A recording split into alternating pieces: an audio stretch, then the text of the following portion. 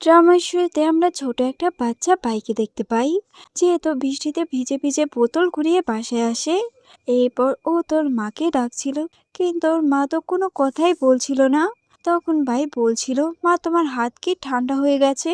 এরপর ও তোর মাকে ব্ল্যাঙ্কেট দিয়ে ঢেকে দেয় আর বলে, আমার তো অনেক ক্ষুধা লেগেছে। নিশ্চয়ই মায়ের অনেক ক্ষুধা লেগেছে, যাই আমি গিয়ে খাবার রান্না করি। এরপর ও তো রান্নাঘরে গিয়ে খাবার রান্না করে। রান্না শেষে ও তো আবার ওর মাকে উঠাচ্ছিল খাবার খেতে, কিন্তু ওর মা তো উঠেই না। যেটা দেখে ও তো ওর খাবার খেয়ে ফেলে আর বাকি খাবার ওর মায়ের জন্য রেখে দেয়। তখনই ও বাইরে থেকে কিছু মহিলাকে যেতে দেখে, যেটা দেখে ও তো তাড়াতাড়ি বাইরে আসে আর বলে, আন্টি, ওই বোতলগুলো তোমরা বাইরে ফেলে দিও না, আমাকে দিয়ে দাও। তখন এই মহিলাটা বলে, তোমার মা দুদিন হয়ে গেছে, এখনো কি বিছানা থেকে উঠেনি? ও বলে, না। যেটা শুনে এরা তো ওর মাকে চেক করতে যায়, আর ওনারা বুঝে যায় যে ওর মা তো আর বেঁচে নেই। এটা শুনে তো ও অনেক কান্না করে। তো সিন এখানেই কাট হয়, আর আমরা পরের দিন দেখি এই পুলিশটাকে জিজ্ঞাসা করছিল, তোমার মা ছাড়া আর কে কে আছে? ও বলে, আমার বাবা আর মামা। যেটা শুনে উনি তার বাবাকে কল দেয় আর বলে, আপনি তো ফ্যাংয়ের হাজবেন্ড হন না? এটা শুনে ওর বাবা তো রেগে যায় আর বলে, ওর মরে যাওয়ার পরই আমাকে ফোন দিবেন। আর উনি কলটা কেটে দেয়। এরপর উনি তোর মামাকে কল দেয়, যেও তো ওই সেম কথাটাই বলে। যেটা শুনে পুলিশটা বলে, কিন্তু এ তো আপনার বোনের মেয়ে। উনি বলে, তাতে আমি কি করব? একটা কাজ করো, ওকেও ওর মায়ের সাথে দিয়ে আসো। এগুলো বলে উনিও তো কল কেটে দেয়। যেটা শুনে পুলিশটার তো খুবই খারাপ লাগে। এদিকে ভাই এগুলো শুনে তো কান্না করছিল। তখনই এই পুলিশটা বলে, তুমি এখানেই থাকো, আমি ভিতর থেকে একটা কাজ শেষ করে আসছি, তারপর আমি তোমাকে অনাথ আশ্রমে দিয়ে আসবো। তখনই ওখান দিয়ে জিয়াং যাচ্ছিল। ও তো ভাইকে কান্না করতে দেখে ওর কাছে আসে আর ওকে বলে, তুমি কি একটা বাবা চাও? এদিকে আমরা জিয়াং এর বাড়িতে দেখি, যেখানে ওর মা তো খুবই চিল্লাচিল্লি করছিল। উনি ওনার ছেলে মেয়েদের বলছিল, তোমরা শুধু আমাকে নাতি দিয়েছো, কিন্তু নাতনি দাওনি। আমি একটা মেয়ে চাই। তখনই ওখানে জিয়াং আসে আর বলে, মম, এটার ভিতরে আপনার নাতনি আছে। যেটা শুনে ওর মা তো ওটা খুলে আর ওখান থেকে বাই বের হয়। ও বলছিল, হ্যালো গ্র্যান্ডমা। যেটা শুনে ওর মা ওকে জিজ্ঞাসা করে, তুমি আবার একে চুরি করে এনোনি তো? কিন্তু ও তো কিছু বলেই না। যেটা দেখে উনি তো বাইকে ওখান থেকে গোসলে পাঠিয়ে দেয়। এরপর উনি আবারও জিয়াংকে জিজ্ঞাসা করে, সত্যি করে বলো, ও কার মেয়ে? তখন জিয়াং বলে, মম, ও ফ্যাং এর মেয়ে, কিন্তু ফ্যাং এর হাজবেন্ড লান আর ওর ভাই ওকে নিতে চাচ্ছিল না, তাই আমি ওকে নিয়ে এসেছি। এটা শুনে ওর কাজিন ব্রাদার বলে, ফ্যাং তো জু ফ্যামিলির অ্যাডপ্টেড মেয়ে ছিল না? এটা জানার পরই তো লানুকে ছেড়ে দিয়েছে। ও বলে, হ্যাঁ। তখন ওর বাবা বলে, ফ্যাং কোথায়? জিয়াং বলে, ওই ব্যাগটার মধ্যেই আছে। তখন ওনারা তো ওখানে ফ্যাং এর অস্থি দেখতে পায়। এটা দেখে ওনারা তো একটু অবাক হয়। তখন জিয়াং বলে, আজকে থেকে পাই আমার মেয়ে, আর প্লিজ তোমরা এটা মেনে নিবে। সেটা শুনে ওর মা বলে, ঠিক আছে। এরপর উনি তো বাইকে কোলে নেয় আর বলে, আজ থেকে এটা তোমার বাড়ি, ঠিক আছে? এরপর উনি তোকে নিয়ে খাবার খেতে বসে, কিন্তু বাই তো এত খাবার একসাথে দেখে অনেক অবাক হয়, কারণ ও এর আগে কখনোই এত খাবার একসাথে দেখেনি। ও ভাবছিল ও খাবার খাবে কি খাবে না। এটা দেখে জিয়াং তো নিজে ওকে খাবার বেড়ে দেয় আর ওকে খেতে বলে। রাতে দেখি জিয়াং যখন ঘুমাতে যাচ্ছিল, তখন ও বাইয়ের কান্নার শব্দ শুনতে পায়। যেটা শুনে ও তোর কাছে যায় আর জিজ্ঞাসা করে, কি হয়েছে তোমার? ভাই বলে, বাবা সরি। এটা শুনে ও বলে, সরি কি জন্য বললে? ও বলে, এই যে আমি আপনাকে ডিস্টার্ব করলাম। জিয়াং বলে, তুমি কান্না কেন করছো? ও বলে, কারণ আমি আমার মাকে অনেক মিস করছি। এরপরও জিয়াংকে বলে, বাবা আজকে তুমি আমার সাথে ঘুমাবে? এটা শুনে জিয়াং তো অবাক হয়ে যায়। ও বলছিল, আমার ভাইয়ের দুটো ছেলে আমাকে কত ভয় পায়, আমার সাথে কথা পর্যন্ত বলে না, আর এ আমাকে ওর পাশে ঘুমাতে বলছে। এরপর ও যখন ভাইয়ের মুখের দিকে তাকায়, ও বলে, ঠিক আছে। এরপর ও তোর পাশে ঘুমায়। পরের দিন দেখি জিয়াং তো ওকে ঘুরানোর জন্য ওকে ওর কোম্পানিতে নিয়ে আসে আর সব এমপ্লয়িকে ডেকে বলে, ভাই তুমি এদের সাথে খেলা করো, আমি একটা কাজ শেষ করে আসছি। ও বলে, ঠিক আছে বাবা। এগুলো শুনে অ্যাসিস্ট্যান্ট বলছিল, বস তো দুদিনের জন্য ট্রিপে গেছিল, কিন্তু এর মধ্যে বাবা হয়ে গেল কিভাবে? এরপর দেখি জিয়াং তো ওর কাজের জন্য ওখান থেকে চলে যায় আর এদিকে বাই তো ওদের সাথে খেলা করছিল, সবাই তো ওকে অনেক আদর করছিল। এরপর ওরা যখন ওখান থেকে চলে যায় তখন বাই একটা গাছের কথা শুনতে পায়, যেখানে এই গাছটা বলছিল চিয়াং কত কষ্ট করে 2 মাস ধরে একটা প্রজেক্ট বানিয়েছে, কিন্তু আফসোস এটা ওরই কাছের একটা মানুষ অন্য কোম্পানির কাছে বিক্রি করে দিয়েছে। এটা শুনে ও বলছিল আমার বাবার ক্ষতি কে করতে পারে। এরপর ও তো এই গাছটাকে পানি দেয়, যেটা দেখে গাছটা তো খুবই খুশি হয় আর বলে কি কিউট না মেয়েটা। ভাই বলে তুমি অনেক কিউট। এটা শুনে ও তো অবাক হয়ে যায়। ও বলছিল কি তুমি আমার কথা শুনতে পাও। তখন ও গাছটাকে জিজ্ঞাসা করে যে কে আমার বাবার এত বড় ক্ষতি করতে চায়, প্লিজ আমাকে তার নাম বলো। এটা শুনে গাছটা তোকে সব কথা বলে দেয়। তখন ওখানে জিয়াং আসে, যাকে দেখে ভাই তো ওর কাছে যায় আর ওকে সব বলে দেয়, কিন্তু জিয়াং তো ওর কথা বিশ্বাস করে না। যেটা দেখে ও বলে বাবা আমি সব সত্যি কথা বলছি, দেখো তোমার যদি আমার কথা বিশ্বাস না হয় তাহলে তুমি চেক করে দেখতে পারো, উনি তোমার প্রজেক্ট চুরি করেছে। এটা শুনে জিয়াং বলে ঠিক আছে তুমি এখানে বসো, আমি একটু আসছি। এটা শুনে ওই গাছটাকে বলে যে তুমি এই কথাটা তোমার বাবাকে কেন বলেছো, জানো ও কতটা খারাপ একটা লোক, ও তো এখন ওকে মেরেই ফেলবে। এটা শুনে ও বলে চুপ করো, আমার বাবা মোটেও খারাপ লোক না, উনি তো খুবই ভালো। আমি তোমার সাথে আর কোনো কথা বলবো না কারণ তুমি খুবই পচা। এগুলো বলে ও তো রাগ করে ওখান থেকে চলে যায়। এদিকে চিয়াংকে দেখি ও তো ওই লোকটাকে ইচ্ছা মতো মারছিল। তখনই ওখানে বাই আসে, যাকে দেখে ও তো আর এই লোকটাকে মারে না। তখন বায়ু তো ওকে অনেক মারে আর বলে তোমার এত বড় সাহস, তুমি আমার বাবাকে ধোকা দিয়েছো। তখন জিয়াং ওকে ওর কাছে আনে আর লোকটাকে জিজ্ঞাসা করে তুমি এটা কেন করেছো। উনি বলে হ্যাঁ আমি এটা করেছি, আমি আর কতদিন তোমার চাকর হয়ে থাকবো, আমার নিজেরও তো একটা কোম্পানির দরকার। এটা শুনে জিয়াং তো হাসে। এরপর দেখি জিয়াং তো বাইকে নিয়ে একটা শপে যায়, ও বলছিল তোমার এখান থেকে যা যা পছন্দ হয় নিয়ে নাও। কিন্তু ও যখন টয়গুলোর প্রাইস দেখে ও তো অবাক হয়ে যায়। ও বলছিল এখানে একটা প্রাইস দিয়ে তো আমি আর আমার মা পুরো মাস চলে যেতাম। এটা শুনে জিয়াং বলে দেখো এখন তুমি তোমার বাবার কাছে আছো আর তোমার বাবা খুবই রিচ, তাই তোমার যেটা পছন্দ হয় ওটাই তুমি নিতে পারো, যদি চাও পুরো দোকানটাও তোমাকে আমি কিনে দিতে পারবো। এটা শুনে ও তো খুবই খুশি হয় আর টয় কিনতে অন্য একটা সাইডে চলে যায়, যেখানে ও শিন নামের একটা মেয়ের সাথে ধাক্কা লাগে। কিন্তু খুবই রেগে যায়, ও বলছিল তুমি কি অন্ধ দেখতে পাও না। যেটা শুনে ও তো ওকে সরি বলে, কিন্তু তারপরও এই মেয়েটা তো ওর সাথে ঝগড়া করে আর ওকে জোরে একটা ধাক্কা মারে, যার কারণে ও তো নিচে পড়ে যায় আর অনেক কান্না করে। তখনই ওখানে শিনের বাবা আসে। আসলে এই লোকটাই ছিল পাইয়ের বাবা লান। লান ওকে দেখে বলছিল এই মেয়েটাকে কেন জানি আমার চেনা চেনা লাগছে। তখনই ওখানে জিয়াং আসে আর ওকে ওখান থেকে উঠায় আর শিনকে একটা ধাক্কা মেরে ফেলে দেয়, যেটা দেখে লান তো খুবই রেগে যায়। ও বলছিল যে জিয়াং এগুলো কি। ও বলে কেন তুমি কি দেখতে পাচ্ছ না নাকি তুমি অন্ধ। তখনই ওখানে শিনের মা আসে আর ওকে বলে তুমি ওর কাছে মাপ চাও। যেটা শুনে শিন তো ভাইয়ের কাছে মাপ চায়, কিন্তু ও তো মনে মনে ওর উপরে খুবই রেগেছিল। এইদিকে ওর মাকে দেখি যে তো ভাইকে দেখে বলছিল ওকে দেখতে একদমই ফ্যাঙের মতো, কিন্তু ও তো এখন আর বেঁচে নেই, ভালোই হয়েছে, এখন আর আমাদের মধ্যে জ্বালাতে আসতে পারবে না। এইদিকে জিয়াং তো ওকে কোলে নিয়ে অন্য একটা সাইডে আসে আর বলে তুমি জানো ওই লোকটাকে। ও বলে হ্যাঁ ওই লোকটা তো আমার বায়োলজিক্যাল ফাদার। যেটা শুনে জিয়াং তো একটু রাগ করে আর বলে বাবা কিন্তু একজনই হয়, তুমি ওর কাছে যাবে না আমার কাছে থাকবে। এইটা শুনে ও তো জিয়াংকে জড়িয়ে ধরে আর বলে বাবা আমি তোমার কাছেই থাকবো। এইটা শুনে ও তো খুবই খুশি হয় আর ওকে বলে আজকে থেকে তোমার বাবা একজনই, তাই তুমি অন্য কাউকে আর বাবা বলে ডাকতে পারবে না। ও বলে ঠিক আছে বাবা। এরপর ওরা তো ওখান থেকে বাড়িতে আসে।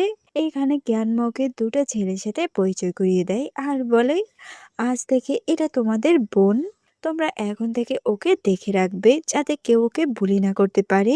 ওরা বলে ঠিক আছে গ্র্যান্ডমা। দেন ওরা তো একসাথে ওখান থেকে খেলতে যায়। এরপর গ্র্যান্ডমা জিয়াংকে বলছিল প্রজেক্ট চুরি হওয়ার পর তো তোমার কোম্পানির এখন অনেক লস হয়ে যাবে। ও বলে হ্যাঁ কিন্তু লিয়ান যদি একবার এই প্রজেক্টটা নিয়ে কাজ করে তাহলে সবকিছু ঠিক হয়ে যাবে। কিন্তু এর বাবা বলে ও তো এটা করতে রাজি হবে না। এইগুলো তো দূর থেকে ওরাও শুনছিল। তখন ভাই বলে এই লিয়ানটাকে। এইটা শুনে ওরা বলে লিয়ান হচ্ছে আমাদের ছোট আঙ্কেল, ওনার একটা অ্যাক্সিডেন্ট হয়েছে, যার কারণে উনি তো এখন হাঁটতে পারে না। তাই উনি তো সারাদিন রুমেই থাকে। এরপর ও তো লিয়ানের সাথে দেখা করতে ওর রুমে যায়। কিন্তু দেখে লিয়ান তো হাত কেটে বাথটবে পড়ে আছে। যেটা দেখে ও তো কান্না শুরু করে দেয়। কারণ ওর তো ওর মায়ের কথা মনে পড়েছিল। ও বলছিল, মম প্লিজ তুমি আমাকে ছেড়ে যেও না। এটা শুনে ওখানে তো সবাই আসে, আর লিয়ানের এমন অবস্থা দেখে জিয়াং তো ওর হাত তাড়াতাড়ি বেঁধে দেয়। তো কিছুক্ষণ পর দেখি লিয়ান জিয়াংকে বলছিল, তোমার এত বড় মেয়ে আছে, তুমি আমাকে আগে কেন বলনি? ও বলে, কিভাবে বলবো, তুমি তো কারোর সাথে কথাই বলো না, সারাদিন এভাবে রুমে বন্দি হয়ে থাকো। তখন ওর মা তো ওর জন্য অনেক কান্না করছিল। উনি বলছিল, তুমি এমনটা কিভাবে করতে পারলে, আমাদের কথা তুমি একবারও ভাবলে না? লিয়ান বলে, কি ভাববো, এমনিতেই আমি তো একটা ইউজলেস হয়ে গেছি, কোনো কাজেরই না, আমি বেঁচে থেকে কি করব। ভাই বলে, কিন্তু আঙ্কেল আপনি তো অনেক ট্যালেন্টেড। এটা শুনে লিয়ান তো অনেক রেগে যায়, আর সবাইকে বলে, এখান থেকে চলে যাও, আমি একা থাকতে চাই। এটা শুনে সবাই তো ওখান থেকে চলে যায়। এরপর দেখি ভাই তো আবারও একটা গাছের কাছে আসে, আর জিজ্ঞাসা করে, আমি আঙ্কেলকে কিভাবে খুশি করব। এটা শুনে গাছটা ওকে কিছু একটা বলে, যেটা শুনে ও তো ওর দুই ভাইকে নিয়ে বোতল কুড়াতে যায়। আর ওগুলো বিক্রি করে টাকা এনে লিয়ানের কাছে আসে, আর বলে, আঙ্কেল আমি জানি আপনি টাকা অনেক পছন্দ করেন, তাই এগুলো আমরা আপনার জন্য এনেছি। এখন তো আপনি খুশি হবেন না, আমার সাথে ভালো ব্যবহার করবেন। এটা শুনে লিয়ান তো খুবই ইমোশনাল হয়ে যায়, আর ওকে বলে, তুমি কি চাও আমার থেকে? ও বলে, আমি চাই আপনি খুশি থাকেন, আর বাবাও না, ইদানিং সবসময় আপসেট থাকে। এটা শুনে ও বলে, কেন তোমার বাবার কি হয়েছে? যেটা শুনে ও তো লিয়ানকে কোম্পানির ব্যাপারে সবকিছু বলে। লিয়ান তো এটা শুনে রেগে যায়, আর জলদি জিয়াংকে ওখানে ডাকে, আর ওর থেকে প্রজেক্টের সমস্ত ডকুমেন্ট চাই। এটা শুনে জিয়াং তো খুবই খুশি হয়। কিন্তু লিয়ান ওকে দেখে বলে, এটা ভেবো না যে আমি তোমার জন্য এগুলো করছি, আমি শুধু বাইকে খুশি করার জন্য এটা করছি। যেটা শুনে জিয়াং তো হাসে। তো সিন এখানেই কাট হয়। এরপর দেখি জিয়াং তো বাইকে নিয়ে একটা দোকানে যায়। এখানে তো ওর মায়ের জন্য একটা ফুলহার বুকে কেনে। আসলে জিয়াং তো ফ্যাংয়ের জন্য নিউ একটা কবর বানিয়েছে, যেখানে বায়ুর অস্থিটা রেখে দিবে।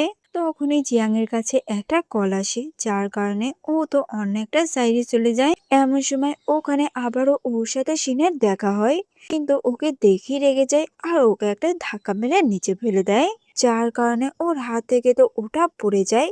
এটা দেখে ও তো অনেক কান্না করছিল। তখন ও রেগে ওকে একটা ধাক্কা মারে। এমন সময় ওখানে লান আসে। ও যখন এটা দেখে যে বায়ুকে ধাক্কা মেরেছে, ও তো শিনকে একটা ধাক্কা মেরে ফেলে দেয়, যার কারণে ওর তো অনেকটাই আঘাত লাগে। কিন্তু তারপরে শিনকে বলছিল, প্লিজ এখান থেকে সরো, এগুলোকে নষ্ট করো না।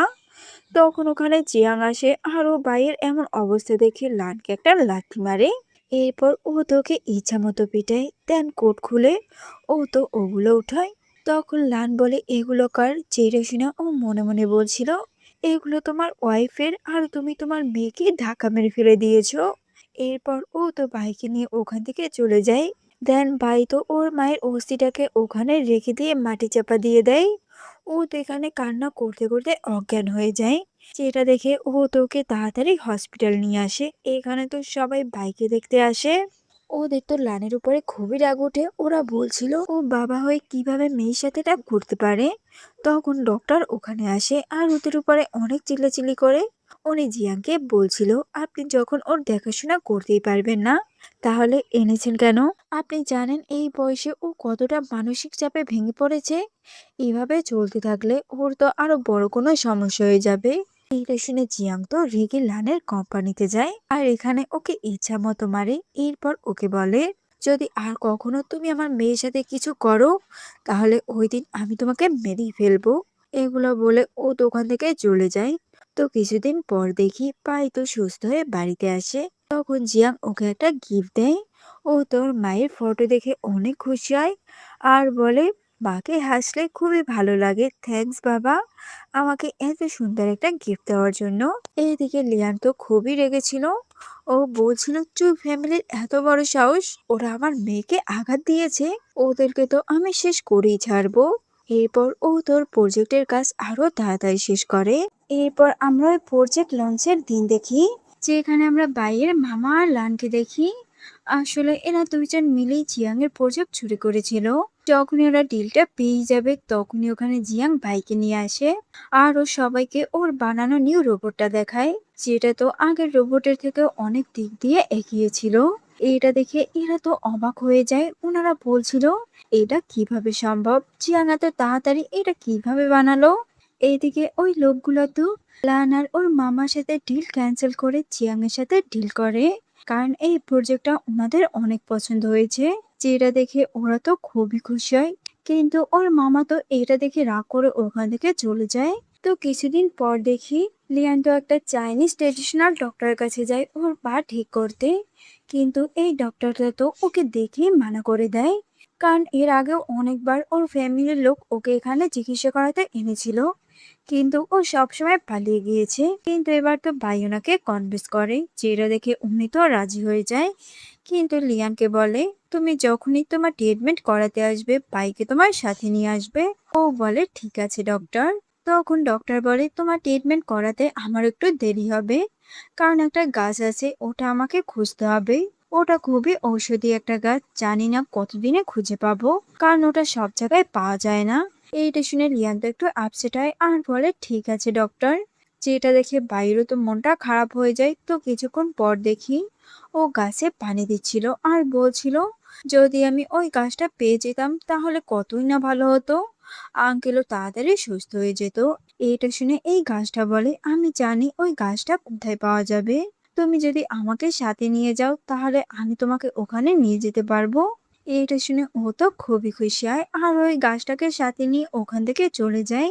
তো এভাবে অনেকক্ষণ চলে যায়। কিছুক্ষণ পর লিয়ান এসে ডক্টরকে জিজ্ঞাসা করে ভাই কোথায়, ও তো এখানে আপনার সাথে ছিল না। ডক্টর বলে না তো, ও তো এতক্ষণ তোমার সাথে ছিল না। যেটা শুনে এরা দুইজনেই তো চিন্তায় পড়ে যায়। এদিকে বাইকে দেখি ও তো ওই গাছটা খুঁজতে খুঁজতে জঙ্গলের ভিতরে চলে আসে। যখন ও ওই গাছটা পেয়ে যায় ও তো অনেক খুশি হয়, কিন্তু যখনই ও ওখান থেকে যাচ্ছিল তখনই ও তো পা পিছলে ওখানে একটা গর্তের ভিতর পড়ে যায় আর ওখানেই অজ্ঞান হয়ে যায়।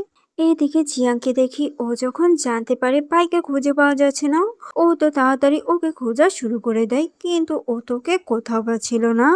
এভাবেই রাত হয়ে যায়। তো কিছুক্ষণ পর ও বাইকে অজ্ঞান অবস্থায় পেয়ে যায়, যেটা দেখে ও তো জলদি ওকে ওখান থেকে উঠিয়ে বাসায় আনে।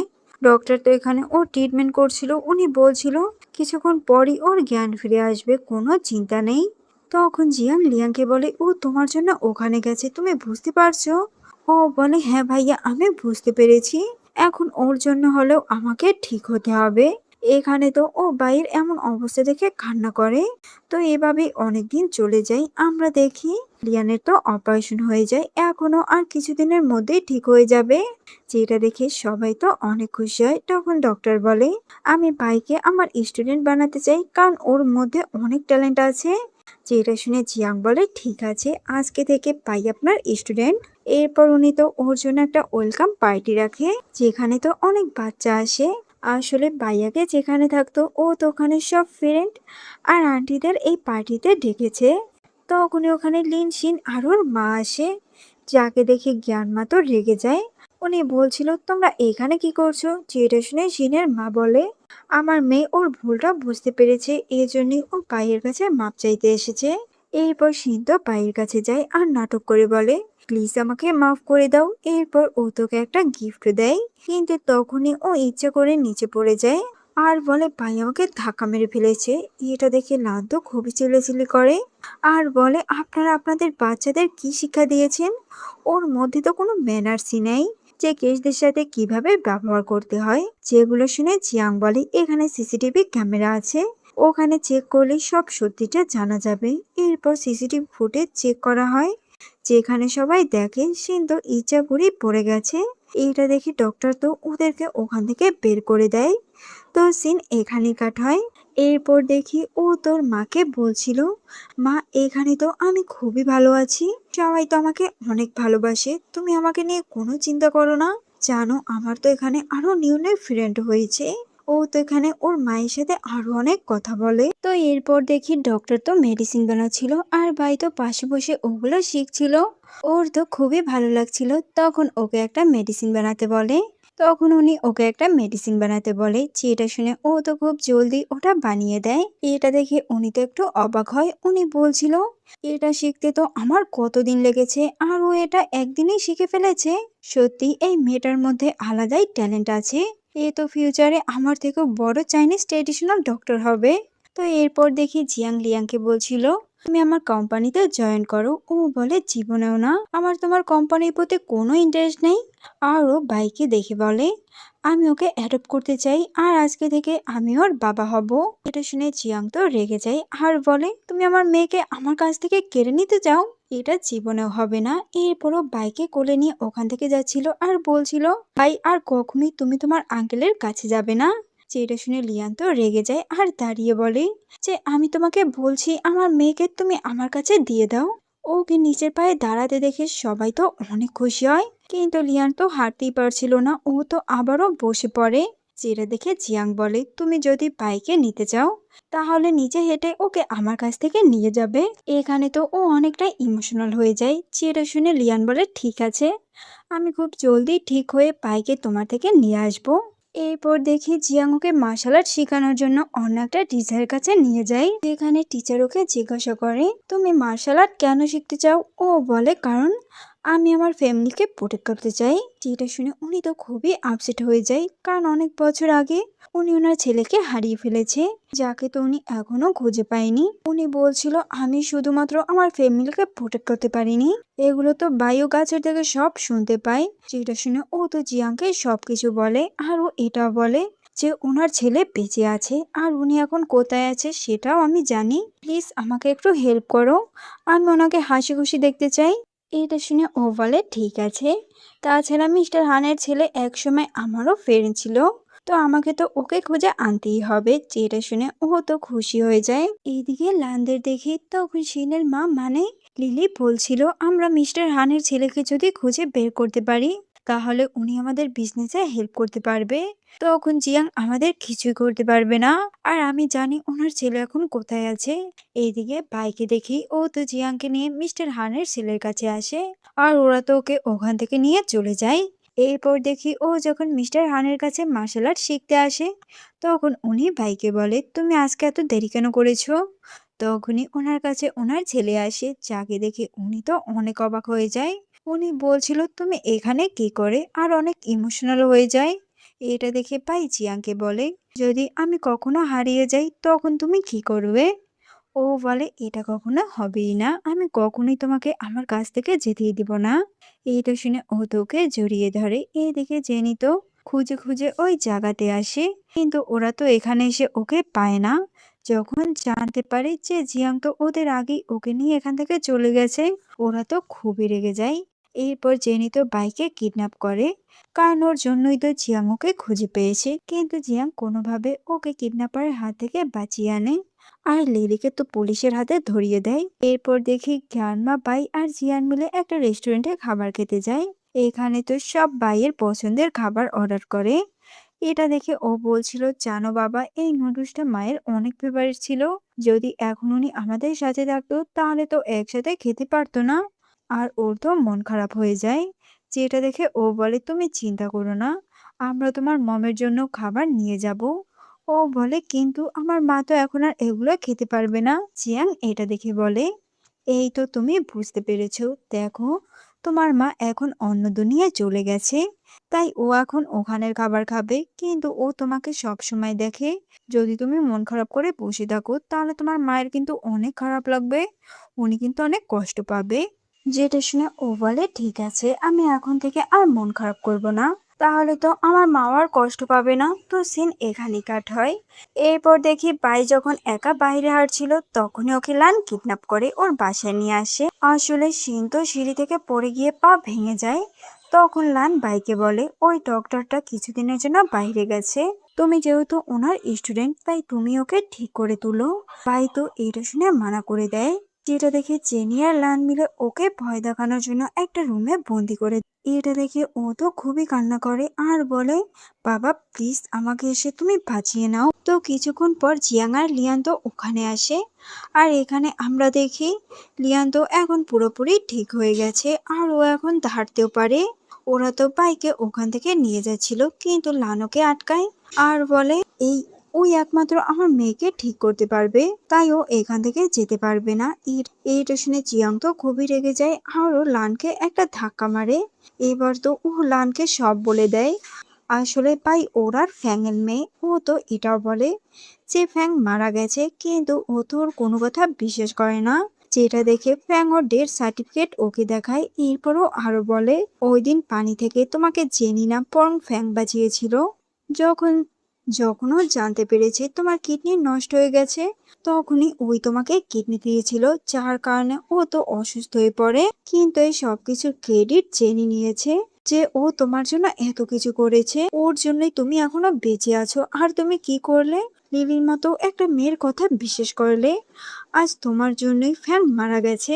যেটা শুনে লান তো পুরোপুরি অবাক হয়ে যায় আর ও তো অনেক কান্না করে। তখন লিলি ওর কাছে আসে, কিন্তু ও তো ওকে ধাক্কা মেরে দূরে সরিয়ে দেয়। এরপর জিয়াংকে দেখি ও তো বাইকে নিয়ে ওখান থেকে চলে যাচ্ছিল। এটা দেখে লান্তকে আটকায় আর বলে ভাই আমার মেয়ে, তাই ও আমার কাছে থাকবে। এটা শুনে ভাই তো একেবারেই না করে দেয়। ও বলছিল আমার বাবা একজনই আর আমি তার সাথেই থাকবো। এরপর ও তো জিয়াং আর লিয়ানের সাথে ওখান থেকে চলে যায়।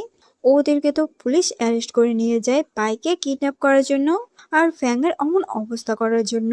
তো আমরা কিছু মাস পর দেখি সবাই মিলে তো একটা ভ্যাকেশনে আসে। এখানে তো সবাই অনেক এনজয় করছিল। তখনই বাই স্বপ্নে ওর মমকে দেখছিল, যে ওকে বলছিল ভাই এখন আমি চিন্তামুক্ত হয়েছি, কারণ তুমি অনেক সুন্দর একটা ফ্যামিলি পেয়েছো, বাবা পেয়েছো, তুমি কখনোই তোমার বাবাকে কষ্ট দিবে না। আমি চলে যাচ্ছি, তুমি সবসময় হাসি খুশি থাকবে। ও বলে ঠিক আছে মম। তো লাস্ট সিনে দেখি ওরা তো ফ্যামিলি ফটো তুলছিল। আর এখানে এই ড্রামাটার হ্যাপি এন্ডিং হয়।